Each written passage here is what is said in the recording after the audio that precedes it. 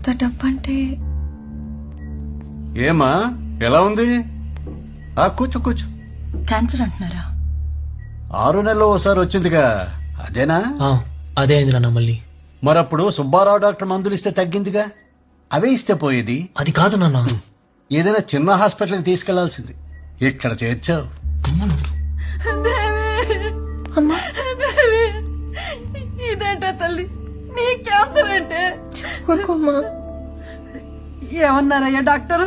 Treatment చేయించాలంట, ఇక్కడే ఉండాలంటున్నారు. ఒరే, ఇక్కడుంటే ఎంత అవుతుందిరా? 10-12 లక్షలు అంటున్నారు. 12 లక్షలా? నీకు అందుకే చెప్పా, పురుడు దగ్గర పడుతున్నది, తీసుకెళ్లి పుట్టింట్లో వదిలేయని. నా పెళ్ళం నేను చూసుకుంటాను అని ఇక్కడ దాకా తీసుకొచ్చావు. ఇదంతా మనకి తగులుకునేలా ఉంది. ఆ మాటని మొత్తం మా నెత్తి మీద పెట్టాలని చూస్తున్నారా?